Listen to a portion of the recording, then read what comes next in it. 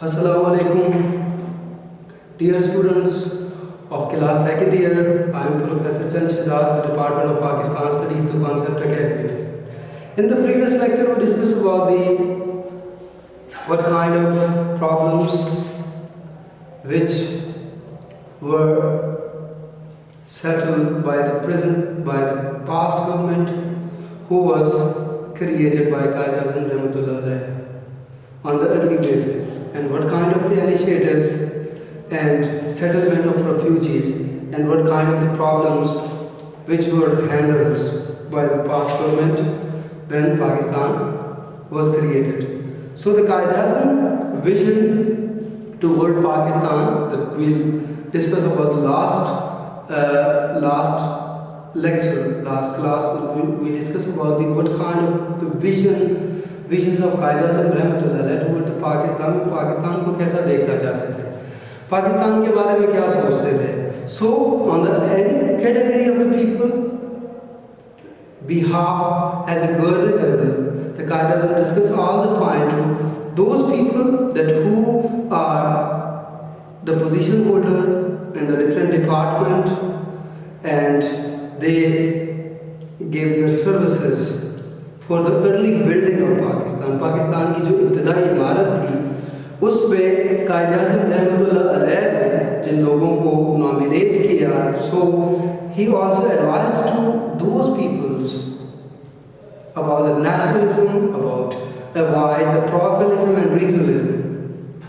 He also discussed about the civil servants that avoid to take the negative initiatives in their services because they do not belong to the ruling class, they are the servants.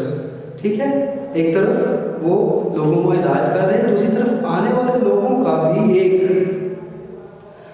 اندازہ لوگوں کے تک پہنچا رہے ہیں کہ India سے لوگوں کو اس لیے نکالا جا رہا ہے کیونکہ یہ مسلمان ہیں.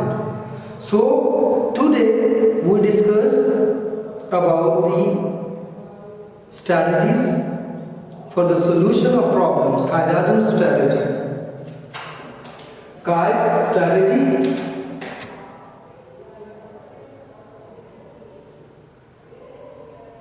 قائد اعظم کی جو اسٹریٹجی رہی ہے وہ کیا رہی ہے؟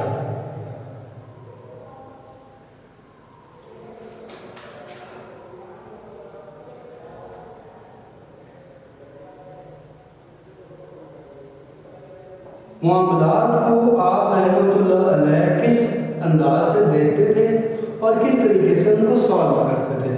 قائد اعظم نے مسائل کا حل کس طریقے سے کیا؟ سب سے پہلے تو قائد اعظم رحمۃ اللہ علیہ بہت کین اور بہت کولڈ مائنڈڈ انسان تھے, بہت زیادہ مجھے ہوئے اپنی فیلڈ میں ایز اے لائر.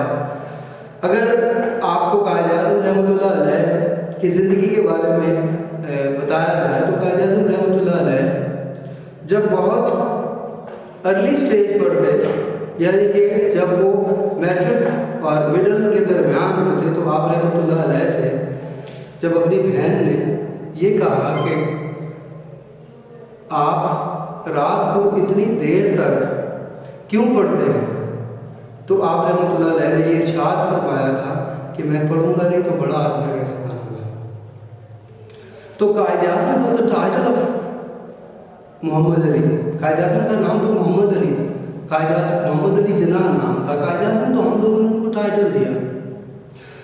تو اگر we discuss about Islamic point of view تو انما الاعمال بالنیات, ہم لوگ اس بارے میں ضرور ڈسکس کرنا چاہیے ہمیں, کیونکہ ایک اسٹوڈنٹ ہے, ہی واز immature, وہ immature ہے, and he didn't know what kind of the position of his future. وہ اپنی فیوچر کے بارے میں اسے نہیں پتا کہ فیوچر میں جا کے وہ کیا کرے گا, کیا بنے گا, لیکن نیت دماغ میں کیا ہے, دل میں کیا ہے. تو دل و دماغ پر آپ رحمۃ اللہ علیہ کو جب بہن نے پوچھا کہ آپ رات کو دیر تک کیوں پڑھتے ہیں, آپ تو بیمار ہو جائیں گے, تو آپ رحمۃ اللہ علیہ نے فرمایا کہ میں اگر پڑھوں گا نہیں تو بڑا آدمی کیسے بنوں گا. یعنی کہ قائد اعظم کا مطلب بھی یہی ہے, ایک عظیم رہنما. تو شروع سے ہی آپ کی جو سوچ تھی، آپ کا جو نیچر تھا، وہ یہی تھا کہ میں نے ایک بڑا انسان بننا ہے، میں نے ایک بہت بڑا آدمی بننا ہے. تو نیت اگر ٹھیک ہو تو منزلیں تو خود بخود مل جاتی ہیں. تو سب فرسٹ آف آل ہمیں اپنی نیت کو ٹھیک کرنے کی ضرورت ہوتی ہے، چاہے زندگی کا کوئی بھی حصہ ہو. تو نیت میں اگر آپ کے بڑا آدمی آپ سوچتے تھے کہ میں بنوں گا، سو قائد اعظم اور ایک لائر کیسے تھے کہ many people listened his speech. When he was delivered in the courtroom, جب وہ کورٹ روم میں اپنی اسپیچ، اپنا ایڈریس، اپنے دلائل دیتے تھے تو بہت سے لوگ، he was a great phonetical style of the word delivering. ان کا بہت اچھا ایک اسٹائل تھا، ایک جسچر تھا، how to convince the judge. تو ان کا ایکسنٹ، ان کا فونیٹیکل جو اسٹائل تھا، اس کو دیکھنے کے لیے بہت دور دور سے لوگ قائد اعظم کی صرف ایڈریس اور اسپیچ سننے کے لیے آتے تھے. تو آپ خود اندازہ لگا لیں کہ وٹ کائنڈ آف پرسنالٹی اور نیت کیسی تھی. تو quality of leadership, Quaid Azam when joined All Indian National Congress in 1906, so he observed that، انہوں نے آبزرو کیا، انہوں نے مشاہدہ کیا کہ آل Indian National Congress didn't work for the welfare of the Muslims. وہ مسلمانوں کے ویلفیئر کے لیے کام نہیں کر رہے، بلکہ they actually promoted the rights of Hindu and they encourage the values of Hindu. وہ ہندوؤں کی ویلیوز کی حوصلہ افزائی کرتے تھے، وہ ہندوؤں کو پروموٹ کرتے تھے زیادہ سے زیادہ. ان کا اپروچ یہ تھا. So he left All Indian National Congress after 2 years. 1906 میں جوائن کیا، 1908 میں آپ رحمۃ اللہ علیہ نے اس کو چھوڑ دیا، لیکن باضابطہ طور پر نہیں چھوڑا، صرف ان کی میٹنگز اٹینڈ کرنا چھوڑ. آفٹر دیٹ 1913 میں یعنی in 1913 Quaid Azam join All India Muslim League. انہوں نے آل انڈیا مسلم لیگ کو جوائن کر لیا and he was the real ambassador of the unity between Muslim and Hindus. Hindu اور مسلمان کے درمیان اتحاد قائم کرنے کا علم بردار آپ کو کنسیڈر کیا جاتا تھا. سراج Nehru was a great politician of India, subcontinent. He gave the title of Qaid Azam Rahmatullah Alayh, the Ambassador of Peace. He gave the title and he deserved for this title. For on the early days, Qaid Azam encouraged the unity between Muslim and Hindus, but after the Khilafat movement and civil disobedience movement, Qaid Azam observed that the Hindu utilized the Muslim emotions and their services. So in 1922 he was properly resigned All Indian National Congress. 1922 में उन्होंने properly All Indian National Congress से resign कर दिया, and he was declared that Hindu at any cost will not be able to for trust. यानी कि उन पर एतमाद करना, पूरी जिंदगी हिंदुओं पर एतमाद नहीं किया, सिर्फ इस बात पर कि Y Gandhi call out the strike, civil disobedience movement. He didn't participate in the Khilafat movement. He quit the Khilafat movement because he knew that the result of the Khilafat movement and as well as in the civil disobedience movement was not fruitful for the Muslim and Hindus. ان کو اس بات کا اندازہ تھا. کیوں اندازہ تھا؟ کیونکہ England, کیونکہ برٹش جو 1914 سے لے کے 1918 کی فرسٹ ورلڈ وار ہوئی ہے، اس میں انگلینڈ جو ہے اس کا پلڑا بھاری تھا. اس لیے he will not participate in the any event of the Khilafat and as well as in the civil disobedience movement. He quit. Qaid Azam and as well as the Allama Iqbal Rahmatullah Alayh, the both of the political and social leaders of the Muslim quit the Khilafat and civil disobedience movement from 1940 to 1980. اس کے بعد بھی چلتی رہی. تو اس کو quality of leadership that he deserved for the title of the Ambassador of Peace. After that, in Lucknow Pact 1916, he was declared the ambassador of peace between Muslim and Hindu. Sarojini Naidu gave the title for him. So after that, Quaid-e-Azam was very loyal to the Muslims. मुसलमानों के साथ बहुत ज़्यादा वफादार थे. And he knew that he always tried to bring the Congress to accept the minimum Muslim demands. वो ये चाहते थे कि कांग्रेस अगर बहुत ज़्यादा नहीं तो छोटे छोटे जो मुस्लिम डिमांड्स हैं उनको कंसिडर करें, उनको देखें, उन पर अमल पैरा, लेकिन वो नहीं हुए. Only in this way he believed the Indian unity could be preserved. इसलिए वो इस बात को कंसिडर करते थे, इस बात को समझते थे कि अगर हिंदू मुसलमानों की डिमांड्स को नहीं मानेंगे तो कभी भी ऐसा नहीं होगा कि इन दोनों में यूनिटी मेंटेन हो. अगर मुस्लिम्स डिमांड करें और हिंदू उनको अवॉइड कर दें तो डेफिनेटली फिर क्या होगा, दोनों में मिसअंडरस्टैंडिंग डेवलप होंगी. ठीक है. सेल्फ गवर्नमेंट का जो कॉन्सेप्ट कायद-ए-आज़म रहमतुल्लाह अलैह ने दिया वो बहुत अच्छा था. उससे ये होता कि दो स्टेट्स द मुस्लिम मेजॉरिटी वो अपनी सेल्फ गवर्नमेंट बना दें, सो they will be able to become a part of the Indian politics. वो इंडियन पॉलिटिक्स का पार्ट बन जाता है. ये बात है. तो आल मुस्लिम respond full confidence of the Muslim league and demand Pakistan 1945 to 1946 election. In the election, the Quaid-e-Azam, first off, on the Muslim League was the representative party of the Muslims. So the Congress manifesto, Maulana Abdul Kalam Azad was the representative of the Muslim because the Muslims were a majority class of the subcontinent. So Maulana Abdul Kalam Azad, the only person that who represent the Muslim Ummah of the subcontinent की पूरी जितनी भी मुस्लिम उम्मा है उनके representative मौलाना अब्दुल कलाम आज़ाद है. लेकिन कायद-ए-आज़म के ख्यालात में जो ऑल इंडिया मुस्लिम लीग है वही मुसलमानों की नुमाइंदा जमात है. And the both manifesto of the Congress and Muslim league उसमें Quaid-e-Azam declare that in the 1945-46 election will confirm the result of the Muslim League कि मुस्लिम लीग वाकई मुसलमानों की नुमाइंदा जमात है कि नहीं है. सो दे pursued the very solid and a strong political campaign in the subcontinent. उन्होंने एक बहुत स्ट्रॉन्ग पॉलिटिकल कैंपेन 1945-46 की इलेक्शन में उन्होंने चलाया और फिर क्या हुआ. The result is the positive जिसमें 495-96 में से 446 सीट्स मुसलमानों ने जीत ली. And they demanded the separate state. उन्होंने सेपरेट स्टेट के लिए डिमांड कर दिया. तो बेटा किसी भी इंसान के अंदर जो क्वालिटी ऑफ लीडरशिप होता है, मैं अब आपको एग्जांपल दे रहा हूँ सोशली, जरा उसको गौर से सुनिएगा. फर्ज करें हम लोग किसी विजिट पे किसी टूर पे जा रहे होते हैं, वहां पर अनफॉर्चुनेटली एक्सीडेंट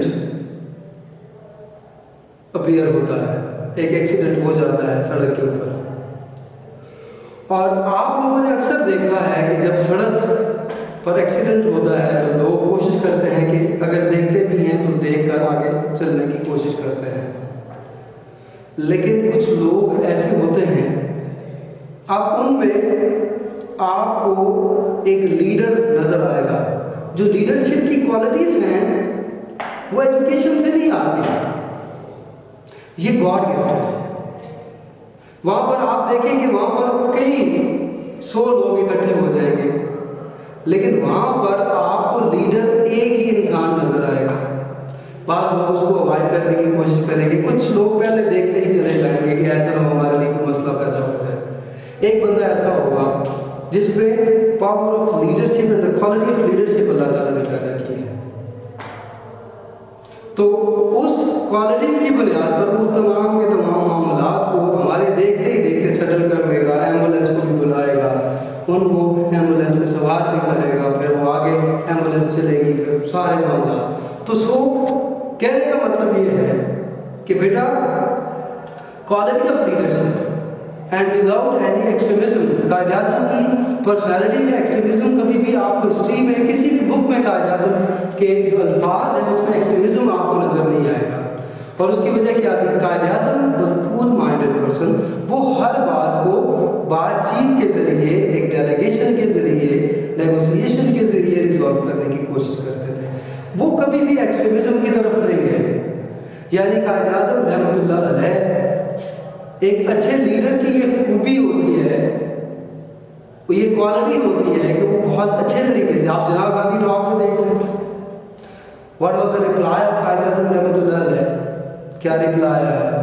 کیا انہوں نے لڑائی کی؟ کیا انہوں نے گاندھی کو کہا کہ آپ میرے گھر سے نکل جائیں؟ نو، ڈسکشن. انہوں نے کہا کہ معاملات کو ڈسکشن کے ذریعے سالو. یہ جو مسلم ڈیلی پروپوزل ہے، ڈیلی مسلم پروپوزل، اس کے بعد نہرو رپورٹ کے بعد قائد اعظم کے 14 پوائنٹ راؤنڈ ٹیبل کانفرنسز کو دیکھ لیں، ٹھیک ہے، اور لاہور ریزولوشن کو دیکھ لیں. ہر جگہ پر آپ رحمۃ اللہ علیہ ایک اسکلڈ، ایک کوالٹیٹیو لیڈرز کے طور پہ لوگوں کے سامنے آئے. یعنی ایکسٹریمزم آپ کی پرسنالٹی میں کبھی بھی دیکھنے میں نہیں آیا پوری زندگی میں. تو بیٹا نیگوسیشن اسکلز ان کے اندر موجود تھی، ٹھیک ہے. اگر ہم لوگ دیکھیں کہ قائد اعظم رحمۃ اللہ علیہ نے دہلی مسلم پروپوزلز میں، لکھنؤ پیکٹ میں، سارے جتنے بھی ایونٹس ہوئے راؤنڈ ٹیبل کانفرنسز میں، تو we can easily discuss about the what kind of personality of Quaid Azam رحمۃ اللہ علیہ, and what kind of the discussion, what kind of the selection of words. جو words ہوتے ہیں تو ایک لائر اور اس کی اسپیچ کو، اس کے دلائل کو سننے کے لیے بہت دور دراز سے لوگ آئے، تو آپ خود اندازہ لگا سکتے ہیں کہ اس میں پاور آف کنوینئنس کتنا زیادہ ہوگا، وہ کس طریقے سے لوگوں کو کنونس کرتا ہوگا. تو بیٹا ہمیشہ یاد رکھیں کہ انسان اپنے اخلاق سے، اپنے جسچر سے.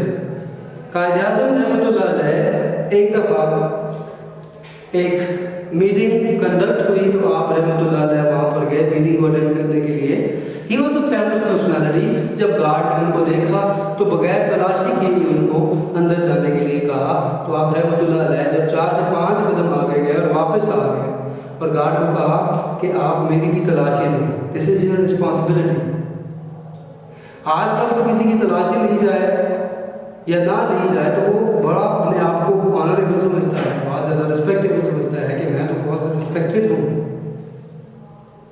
لیکن آپ رحمۃ اللہ علیہ نے وہاں پر رسپیکٹ ہی دیکھی، رسپانسبلٹی دیکھی کہ آپ پر یہ لازم ہے کیونکہ آپ گارڈ ہیں. آپ کی رسپانسبلٹی میں یہ چیز آتی ہے کہ آپ چاہے قائد اعظم ہو چاہے کوئی بھی پولیٹیکل لیڈر ہو، آپ کی رسپانسبلٹی ہے کہ آپ ان کو چیک کر کے پھر اندر جانے دیں. وہاں پر انہوں نے اپنی پرسنالٹی کو ڈیمورلائز نہیں کیا. تو بیٹا بہت اچھی نیگوسیشن اسکل کے مالک تھے. And work hard unity, faith and discipline. It is the answer of your question number 7, short question number 7. تو اس میں جو Quaid Azam put the golden principle in forward addressing the historical public meeting at Lahore. He said, it is now up to you work and work, and we are bound to succeed and never forget our motto, unity, faith and discipline. ہمیں اپنا یہ motto نہیں بھولنا چاہیے کہ unity, faith and discipline, ایمان، اتحاد اور تنظیم. تو بیٹا اسی کے ساتھ ہی آج کا لیکچر ختم ہوا جاتا ہے. انشاءاللہ اگلے لیکچر میں ہم اس ٹاپک پر دوبارہ ڈسکشن کریں گے ہلکی پھلکی، اور پھر اس کے ساتھ ایکسرسائز سالو کریں گے. تو ملتے ہیں اگلے لیکچر میں.